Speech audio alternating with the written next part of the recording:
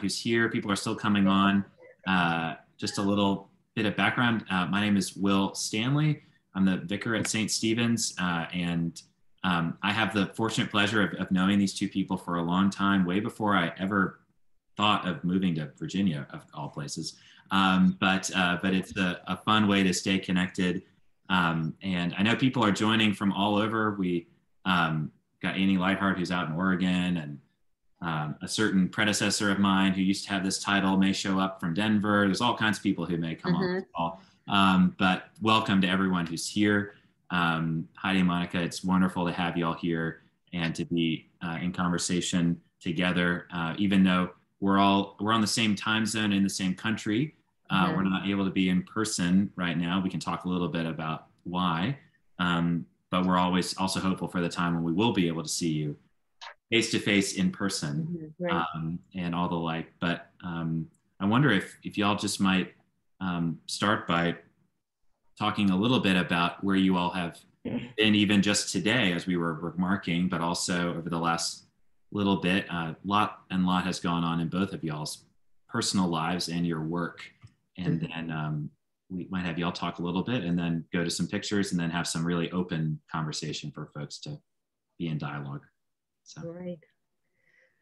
Well, today actually we were at the monastery, Holy Cross Monastery, and I had finally the opportunity to lay my mother's ashes to rest after a year and a half. April 2020, she passed, and this was my first opportunity to be able to come home and be where we shared our life and get to see my brother, which I saw him a few days ago. And today was the day we finally laid her ashes to rest at the monastery at 1:30 today with Brother Rob. So that was, and Janet and Kathleen and Monica were there. And so that was a blessing and a gift and a great relief and somehow a joy as well to be able to finally do that.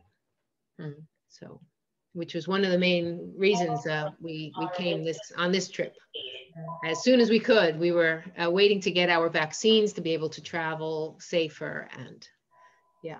Yeah, this is a long overdue trip. We thought we were coming in April 2020, right. And we were, and April 2020 passed, April 21 passed, but here we are. And we not only traveled through pandemic times and have to walk all that road. I was unexpectedly diagnosed with cancer in January 2019. Was in 2019? 2020. 2020. And I had to undergo 2 surgeries and chemotherapy and all that in the midst of the pandemic, with all the lockdowns, isolations, distances, and all the precautions that they imposed because of the pandemic. And in the meantime, trying to continue serving the people we are serving and to maintaining all our relationships. So that is what we have been doing. You know, I would say 2 things: feeding and healing the people, and feeding and healing ourselves with all these things happening. So it's mutual. And we had, as I said before, we came in this trip with 2 very clear purposes. One was to that Heidi could bring her mother's ashes to the monastery, and finally she could be laid to rest. And the other one was to connect with you all, with our friends, companions in this journey that has sustained us not only during the pandemic, but all these years of joint efforts in the mission field.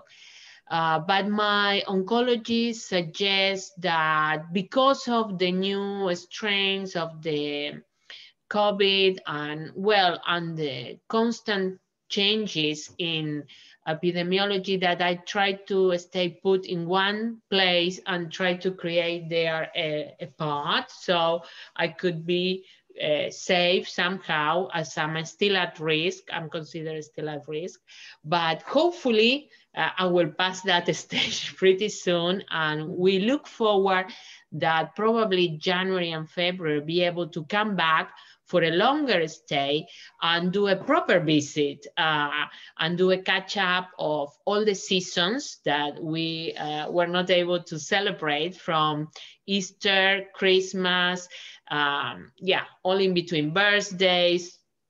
Yeah, by the way, happy birthday, Merry Christmas, Happy Easter, Happy New Year. All those things. So that's what we have been doing. Well, and life in the missions continue with pandemic, with chemotherapy and everything.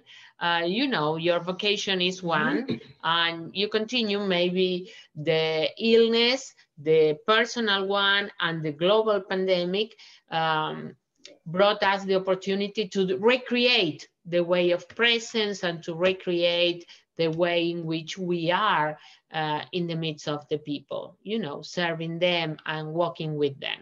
Yeah, that's what we have been doing all this. So stay put, pencil down, January and February. And yes, I'm praying for us too, that we could be able to jump all the, because to travel, as you know, you have to fulfill a lot of requirements that we have an easy way to come back. Yeah. Wonderful. Thank you. Do you all want to go to pictures? Share yes. Yes. Here we have a technical assistant. Yes. tech advisor. Yeah. That's me. All of the dogs in the household have their barking collars on, so. Yeah. And the phone is off the hook. Yes, as it should be, but well, we're going to. Y'all take it away. Narrate Yeah, away. Okay. Yeah. So that was today at lunchtime. Yeah. At the Monastery of Holy Cross. Yeah, so a little glimpse for you all, the ones who have accompanied Heidi during this time, and the ones who didn't know too, because, well, that's what we do as Christians. We walk together in all the things that life brings us, even the death of our beloved. To this? Yeah. Just press that. Maybe it's down. Technical issue. Let me go. 1 second, and we are back with you.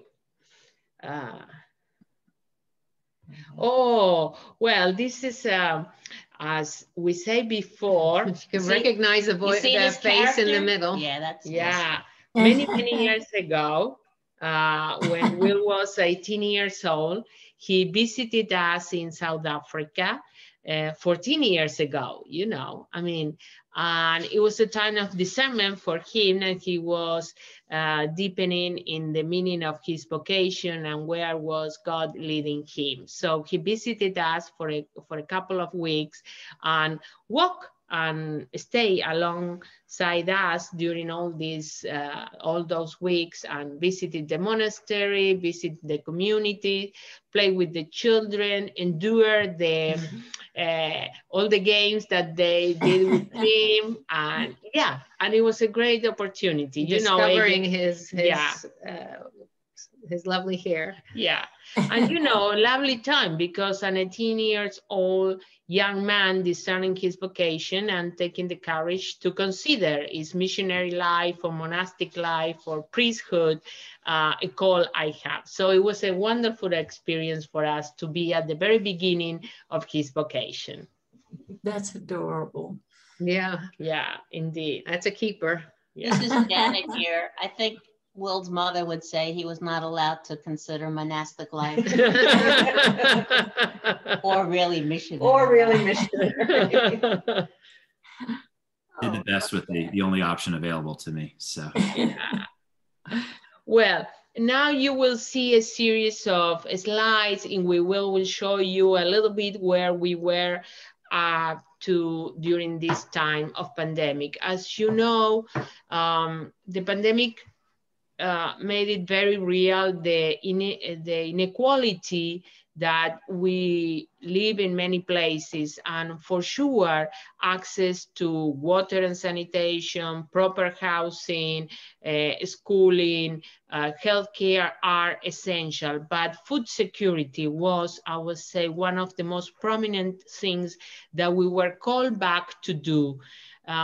We always think of, in terms of sustainability, that our job is to create opportunities for the people to develop. But if we cannot, if the people are not able to secure a regular source of feeding, it's very difficult to provide any other opportunity. So we went back to the multiplication of the fishes and loaves. We literally went back to the gospel. As I say, if one thing this pandemic taught us, that maybe the temples were empty, but the churches were in the streets, in the soup kitchens, in the hospitals, in the after school programs, in all. The church left the temples and went to the streets. And what you see there is in the very high altitude, I would say around 3,000 meters above sea level. And as you see, you will see the women with those colorful dresses. This is not an occasion. They are always dressed that way. And one of the things we did was to partner with some other pastoral agents that are in faraway places to help us to deliver food and fresh food too. We were able to get to other faraway places where many women raise children, you know, single mothers. And this was, as you see, this is a home. It was a big thing to receive these food parcels. We gave... The chap on the left is Padre Marcos. He's an Italian missionary. Yes, who has been there now 6 years. He lives in a very, very poor place of the diocese. Very isolated. Very isolated, maybe 2 hours. So this pandemic too helped us to build bridges of partnerships with the different missionaries in different places and put all our resources together. Since January until now, we were able to provide more than I would say we did more or less food parcel for 9,700 people. It was a total of more than 2,000 food parcels in all these months. This is a very nice story. We got a donation to buy chicken that wasn't enough for everybody, so we choose to give it to the family with the smaller children. And this child was so happy that he asked, please, can you take a picture with the chicken? My picture with the chicken. Of course we did. And so that is what you see there. He's so happy he's having a picture with his chicken. So yeah, is the one fish, we transform the fishes in chickens.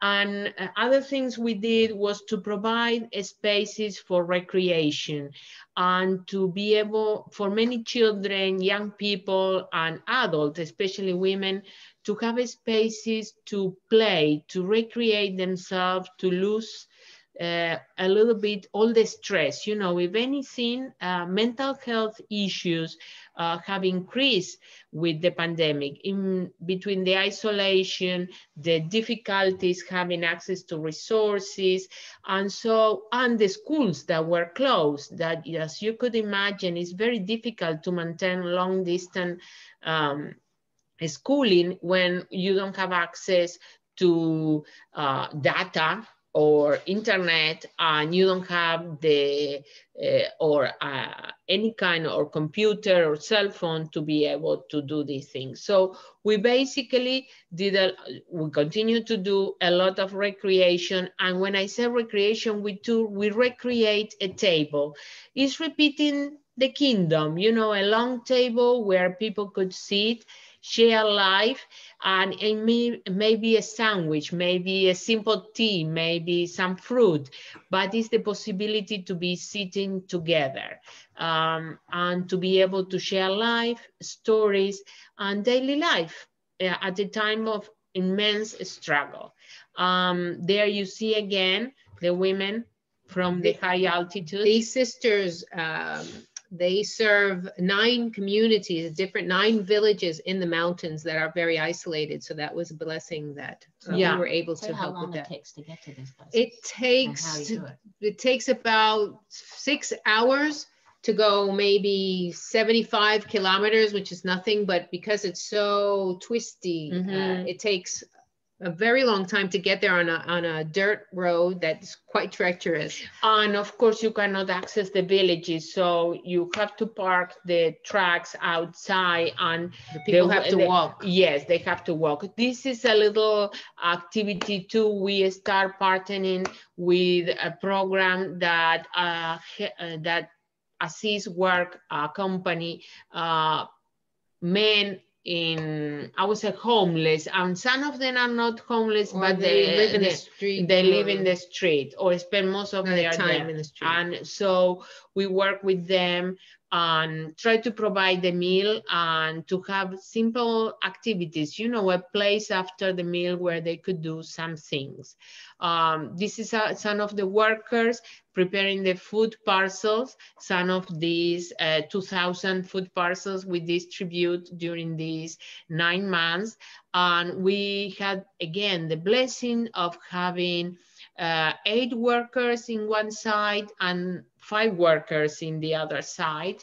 There are 2 centers. From the centers, people work in the community. We had to close the centers because, you know, of the restriction of people who could be indoors, but the workers were able to be in the street and visiting.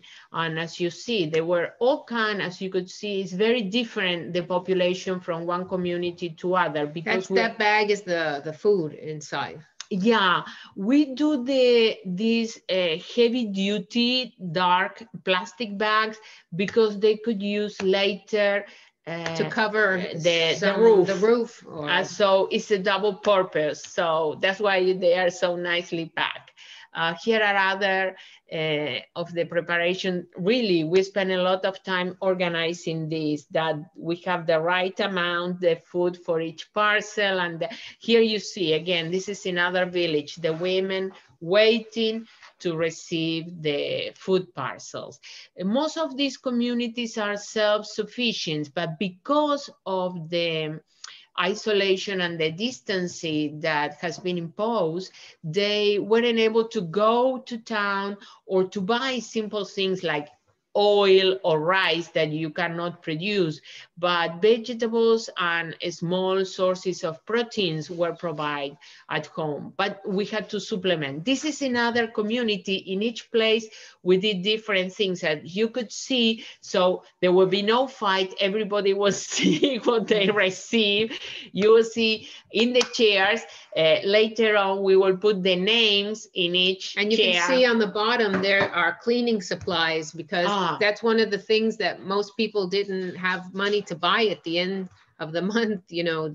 So we bought them cleaning supplies to wash hands, the Clorox to clean their house, all of the alcohol. Yeah, rags for the floor, and soap to do the laundry. So it will be a combined food parcel. So in each place, here are the men who sleep or stay around the bus station. Bus station, but as you know, airports, bus station, all the public transportation was suspended for many months. And so these people that usually will live near the train station, the bus station, were moved by public officials, but there was always but they literally didn't have nowhere to go. Where do you isolate yourself if you live in the street? And how you are able to maintain all these precautions. So we work with all of them. Here are the mothers, as they call, the people call them, going to other side a little bit further. So that's what we have been doing. And basically to providing the children. Oh, here, other story. We did a drive of similar as we have the prayer shawls in St. Stephen. These were in prayer shawl. These were blankets. So people that will go to the shrine of Mary, they commit themselves to knit these blankets, and they were distributed at night among the homeless. So that was part two, but something very similar. As you could see, we all do the same ministries, different venues, and with different colors, you know. Some of the vegetables that we added to the dried goods, to supplement the food. So there could be some fresh vegetables and fruit to complement. There is Father going, yes, with Hortensia. They are living with some of the food parcel for Santa Clara. Yeah. Yeah. And here are some family, especially mothers that raise alone, that raise the children by themselves. And for them, it was a huge, it is a huge support. And we work so the children could have some classes, and so mom can work in something the few hours she's able, because the similar situation than here, you know, the epidemic has hit very hard in single mothers or mothers that work, and you know, they became teachers all of a sudden. They became the caregivers, and they have to be the head of the household. Here we have again other mom coming to get the food parcels with the little girl. That is always a source of joy, as you could see. This is Pablo, one of our most faithful workers, doing the shopping. Trying to get all the supplies. Other thing we did was to support local stores. Soup kitchens. Soup kitchens in our town. Is probably what he's doing there, is getting supplies to share other food supplies with the soup kitchens. This is the delivery of food to a kind of a squatter. Yeah, it's a squatter camp. Because there were these houses that were built by government zillion of years ago, but they were never finished. So people move into them. And yes, and as you see, there goes the black bag that later on will become part of their roof. Here we have other visit with the street people, that they will have a very simple lunch and a very simple meal and space. They get some socks. See, yes, these are other sisters going to other town. We had to organize the delivery because we bought everything, stock everything, and later organize distribution. The distribution with the exact weight, with the exact number of packages. Well, a whole, yeah. That's it? Yeah. That's it. Yeah. All right. Right.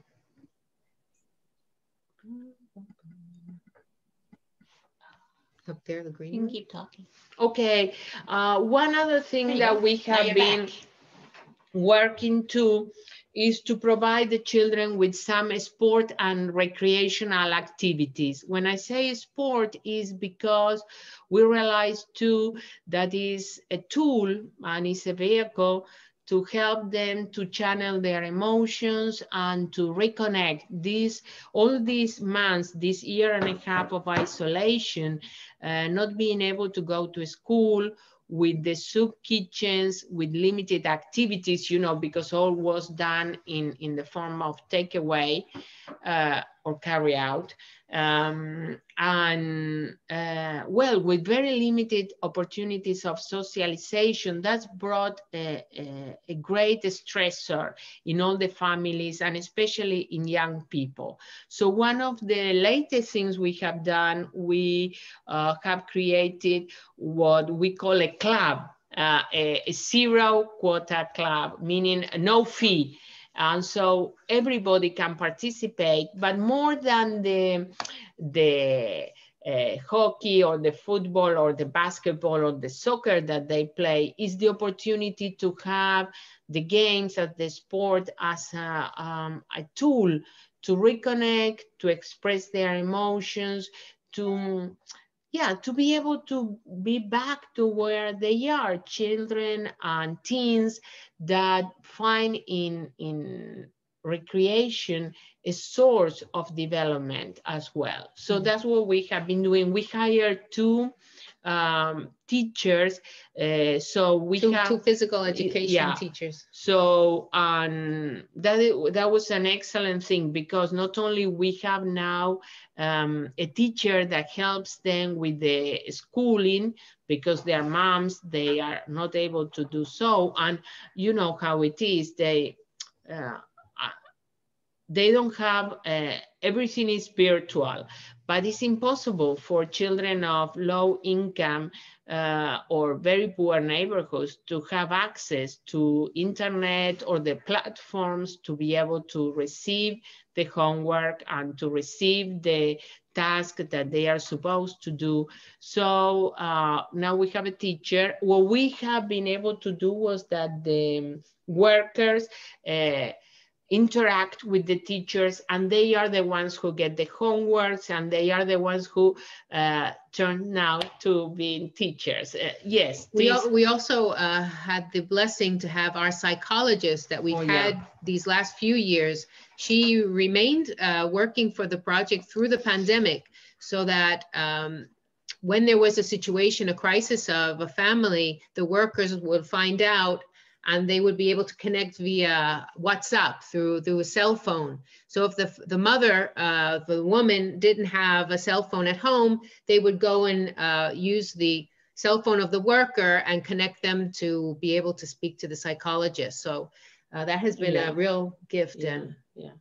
And 2 other things we did was to network with the local health system and try to negotiate that the children and the young people have some kind of priority, because as you know, during pandemic, the schools were, the hospitals were dedicated to COVID patients, but you have all the health-related issues for young people, from vaccinations to all the common illness that take place in that children and young people have.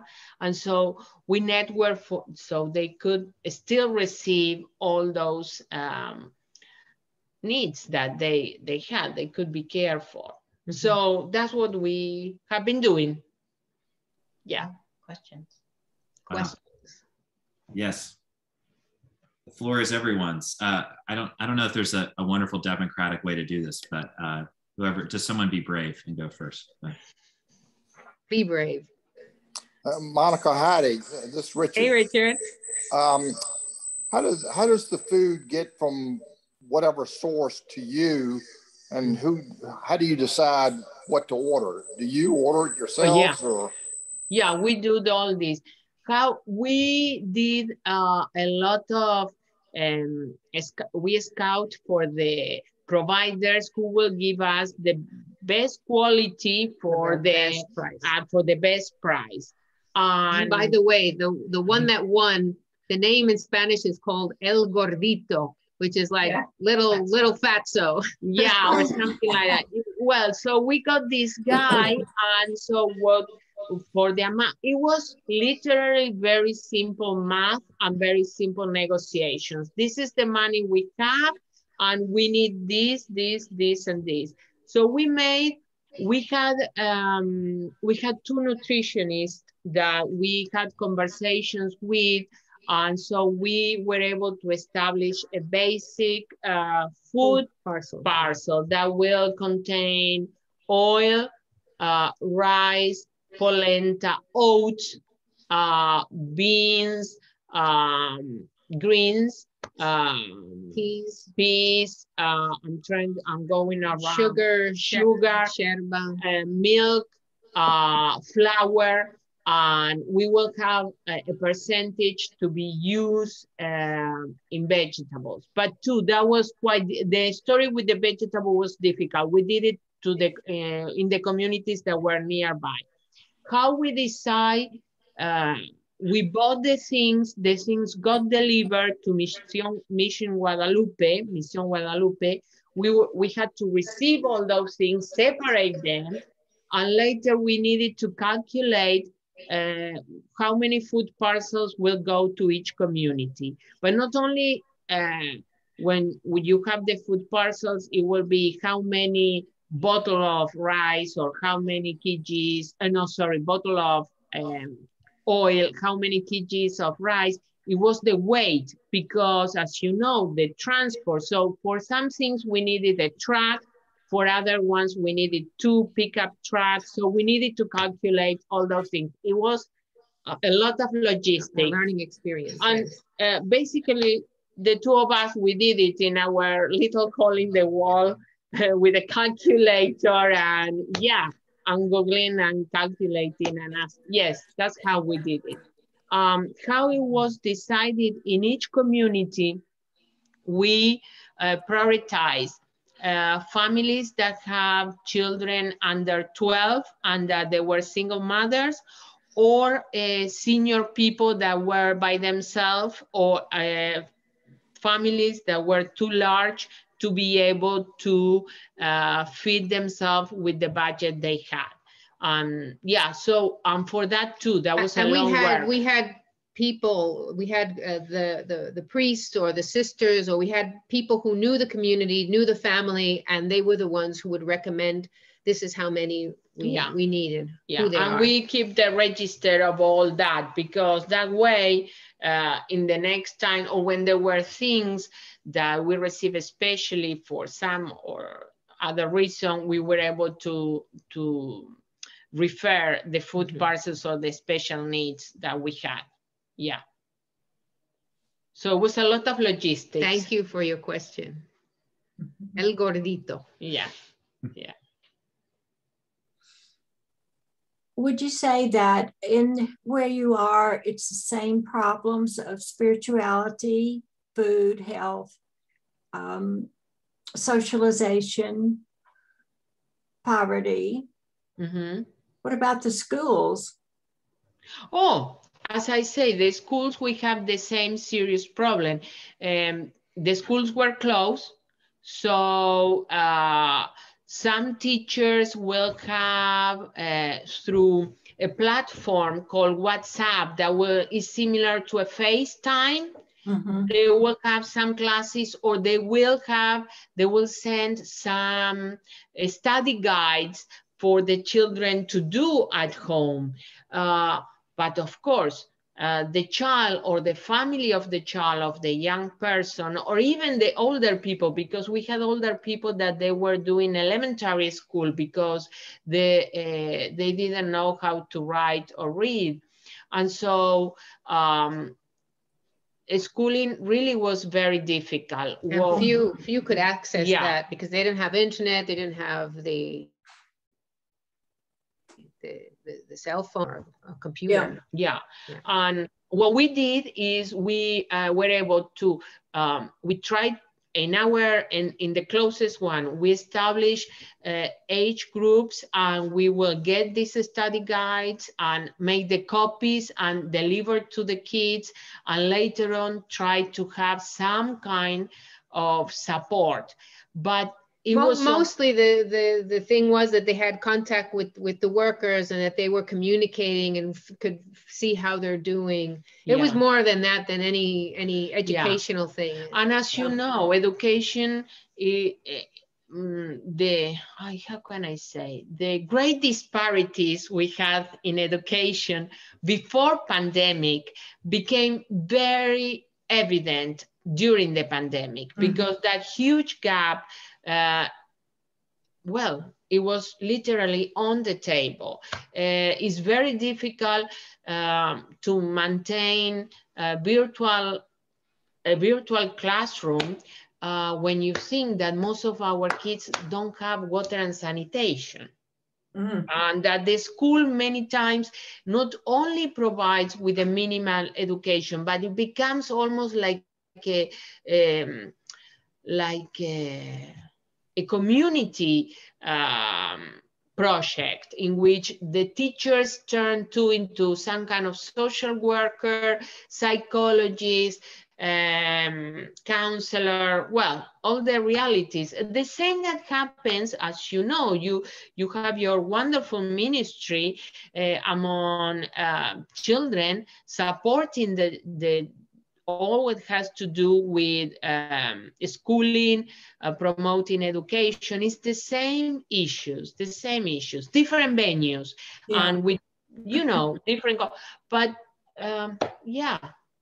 Thank you. Yeah. I think one of the things that for me were more evident was, you know, we always try to get to the bottom, try to resolve this, because these are all deep social issues, the access to healthcare, the access to education, the access to food security.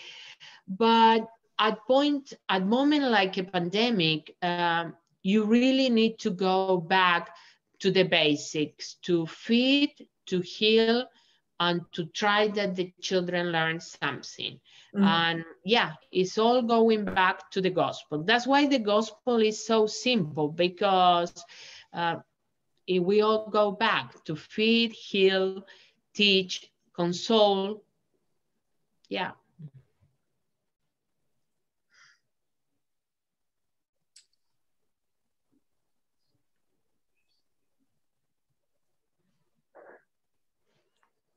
I have a question.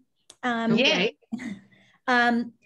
If I understood correctly, you were also creating a living space out of what had been former barracks for something else, right? And you've also used that living space, you've kind of expanded it to be a place of a retreat, a hermitage for others. Can you talk a little bit about that? And Sure.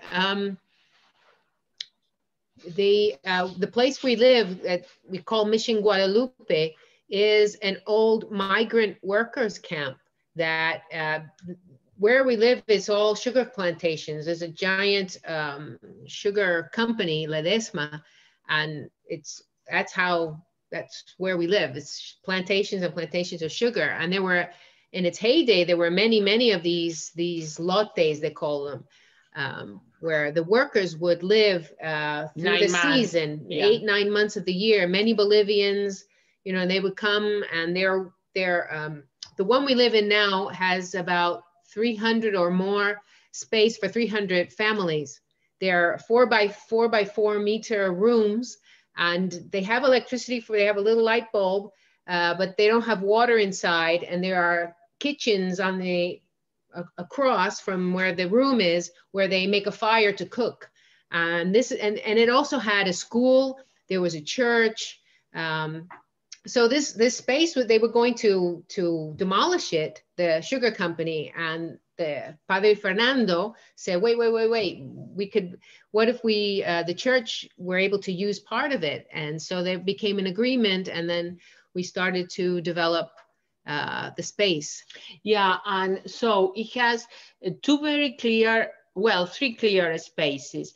What was the old school and the football or the soccer field, which is big, and the what the children call a park, and we have a little fireplace, like a fire pit. All that area we develop in a place where we bring the people, we invite the children, we have formed groups, you know, as a way of sustain their relationships. So we have a group of children of 8 to 10, different ages. So there the children are able to go, and the youngsters and the mothers too, and they we organize different activities during the day. And before the pandemic, there were small programs that were 4 hours. Other times we have programs that were the whole day. Other ones was with an overnight. And in these programs, we were offering activities like reconnecting with nature. We will offer painting, craft, sport, the opportunity to cook, the opportunity to take personal care of their bodies.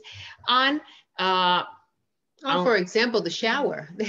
Some of the kids, that was like the big hit of the day, better than the soccer or even the hamburger. They would take like 4 showers. They would go in and out because it was a big thing. They don't have a shower at home. Yeah.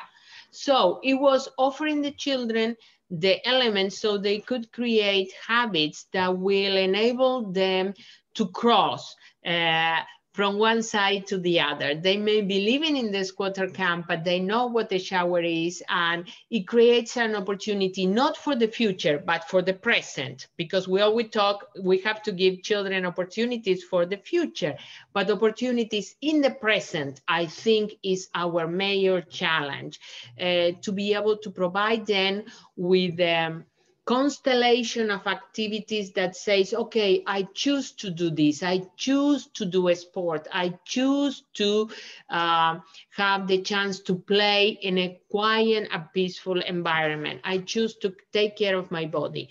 So that part is what we call in Mission Guadalupe, the name is Centro Libertad, Freedom Center. And we have other area that we call the Hermitage. In the Hermitage, there are 12 small hermitage that we develop with their tiny single bathroom. And it's the opportunity for people to come, rest, and to come and have other kind of religious experience. As you know, church, Sundays, the main religious feast, the sacraments are very important, but to offer other spaces where people could come and rest in God. And rest in God. Especially people who may not have the opportunity to pay for a retreat. These could be anybody who needs time to just rest. Yeah, it's not a retreat house like in that it could be like in the traditional way. It's a space where people could experience the tender and compassionate care of God in the silence and solitude. When you live in a big family with many things, where you have the woman who has to provide for all the meals, attend all the children, to have your small room for you to be able to rest, to organize your meal at your hours, to experience the silence and the solitude that become a nourishment. It become the battery that charge you. And to transform to something that we all long, because I think that is in the deepest of our heart, this longing for silence and solitude. And so it's that opportunity to be offered to the people and to do what we call the journey to the heart of God. So these opportunities for prayer is not something that is only for those who can afford or who can have the possibility to travel to some spiritual centers that are very nice. Ours is very simple, but it has what is needed, a space of quiet tranquility where we could experience, you know, what is deep, as God says, be quiet and know I am your God. And so what we do is offer a space to be quiet, and well, the rest is to God. Yes, we have centering prayer groups that come. We have centering prayer retreats. And there have been people who have come for a couple of months or a couple of weeks to have different experiences. We also have a full-time hermit, Hermana Laura, that some of you know about through some of my stories. And she's 74 years old. She was a Carmelite sister, and now she's been a hermit in the area for Oh, well, 30, 40 years. Yeah, yeah. She's our prayer presence, our full-time yeah. prayer presence, who lives there as well. Yeah, Hermana Laura, she was a Carmelite for more than 20 years, and in her discernment, she discovered her call to solitude. So he arrived in the area maybe 30 years ago and literally lived in a tiny little shack with an outdoor house and cooked for herself with firewood, no electricity, until 7 years ago. That she turned 65, and the bishop asked her to please come closer and be able to have a less extreme life, because as she was getting older. So she accepted, with the condition that was in a quiet place. And so finally, when we received this, she moved with us. And so she has her little hermitage. She was the first one to live in Mission Guadalupe. Yes, she just celebrated the 15th of September, were 3 years that she moved there. And so she lives there praying for all the needs that we bring. And she has her little patch of garden vegetables, and she lives from that. And well, that's another opportunity. And Father Fernando lives there, the two of us. We have now a volunteer who came through an Italian congregation of brothers, priests that work with refugees and migrants, and she is our teacher, the teacher for the center. She's a lovely presence. She came from Bolivia. She came from Bolivia and is staying with us until December. So she's watering our plants. Yes, watering our plants, making our children learn something, and yes. That's terrific. Thank you for your question, Elizabeth. Yeah.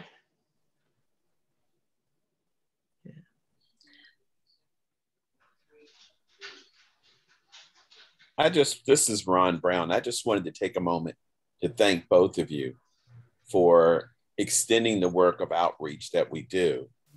As outreach director now for St. Stephen's, we're working on this side, and it's very reassuring that you guys are continuing that work on the other side, and to know that we are here for you, and any support that we can offer to enable you to continue, just let me know. Oh, thank you so much. And it's good to finally see your face and hear your voice. That's great. Yeah. Thank you. Yeah, and we are grateful to each one and everybody. We're very grateful to St. Stephen's Parish, but to many individuals at St. Stephen's that have over all these years accompany us in all these ministries, always walk with us, are part of our ministry, but at the same time, each one of you has made us part of your family, part of your presence and of your life in Richmond. And so for that, we are very grateful, because this, we establish this, and as you always pray by our names and say for our missionaries, we literally live that we are an extension of that heart that is in Richmond, but has these extended rivers and streams of hope that come to all over the world, you know, in the local ministry, the prison ministries, all the outreach programs. Well, we are very, very, very grateful for that. I think that is one of the most important things, you know, that we are in this, we are companions on the journey. Yeah. And companionship is built over a long period of time, is built on trust, but is built too in a common dream, that the kingdom is for everybody, and that we set the table for everybody. And I can say that I say it all the time, I could not do this without you, without each one of you. And although we may not speak often. I do feel your presence and your prayers on a daily basis. And without that, it would not be possible for me to do what we do. So thank you. Yeah. And know that too, during this pandemic, it was a very tough, challenging time for everybody. And having you all there on the other end of an email, of a connection, was something that was very sustaining. So thank you. And you know, Heidi, what you always say, I love, you say, I'm going to put you in my pocket. Yes. You're always in my pocket. I love that expression. I've got deep pockets. Well, I also want to name that in a time in which one of the gifts Heidi and Monica have been for me personally over those 14 years and counting is how often we put up walls and gates and the like. It was Monica a long time ago said, don't forget that Jesus talks about the narrow gate, and all of us have to shed things in order to walk through it. And some of us, I remember that conversation. Some of us on this end of the spectrum of the conversation to have a few material things that sometimes we have to shed.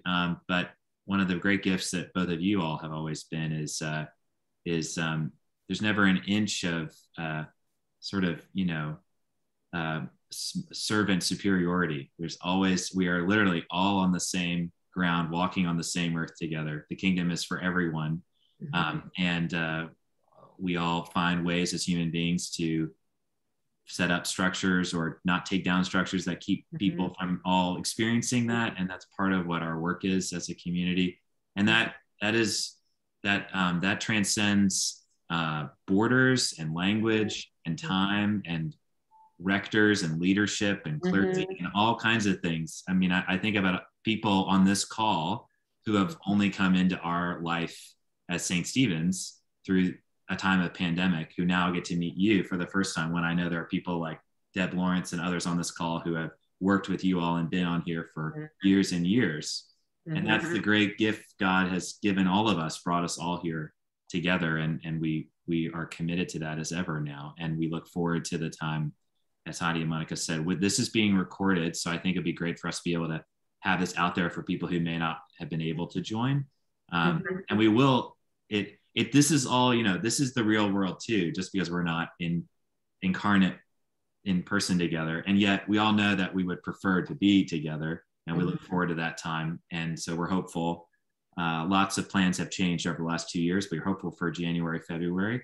And I know we're grateful. We're just about out of time, but. Yes, and just to end, I want to say that I want to share something that happened to me last time we were in Richmond.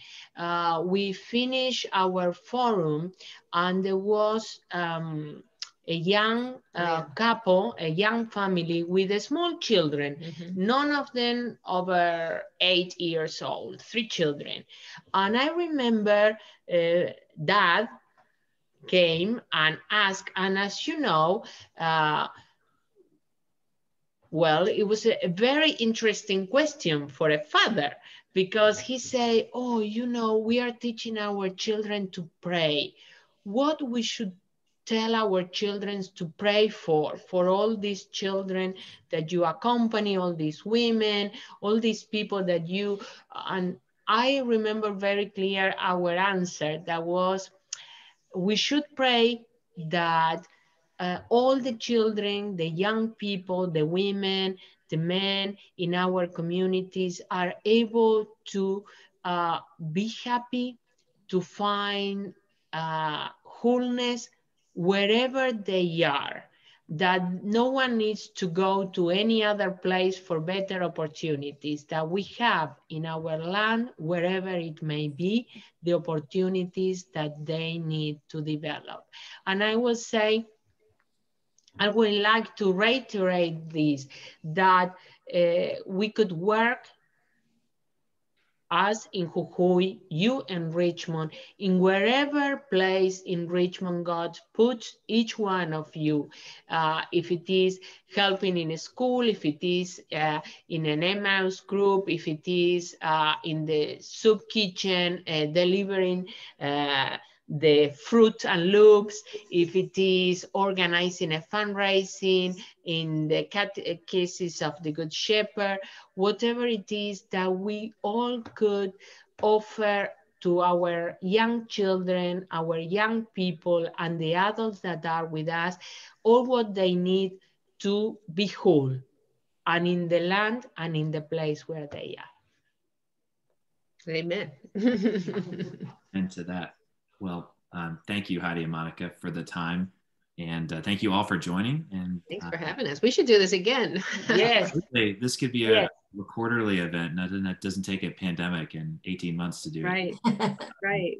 But we also know that partly why we're doing it now in some ways is because Heidi and Monica don't live in a place with very stable internet. So this is that's right. That's right. actually possible just any other day. They have to go to the Mid-Hudson Valley of New York. Yeah. And thank you to each one of you, San. It was a delight to see your faces. Everybody. From Jay Cox, we know as a missionary since 1998. And to each one of you, it has been a delightful evening. Yes. Yes. Thank you. Thank you. Safe travels. Love you all. Thank you. We love you. Thank you so much. Monica and Heidi. Take Great care. To see you. Love you. Good night, everyone. Good night. Thank you, Will, for organizing. Yes, thank you. Thank you, Janet. Thank you, Will. Yes. Well, yes. thank you, Janet. Kathleen. Where is she? There she is. Mission support. Bye, Yeah. Mom. Bye, guys. Bye, Mom. I will. Dr. Cox, are you still there? Oh, no, she's not. He's not. This is a Zoom call for our missionaries. Hey, folks. I'm going to sign off now. Okay, Elaine, did you have a question? Can I ask you a quick question? I worked with Jay Cox 20 some years ago. Okay. He was a doctor in orthopedics. And then we did some work in Bhutan. So does he live in Richmond? I think he just is connected with Heidi and Monica. Okay. They used to work in Africa. So I think that's the connection. I don't know if he's in Richmond. I don't know. Yeah, okay, great. Thank you. Sure. Yeah. All right. Thanks a lot. It was a wonderful evening. Thank you. Yeah, sure. Bye-bye.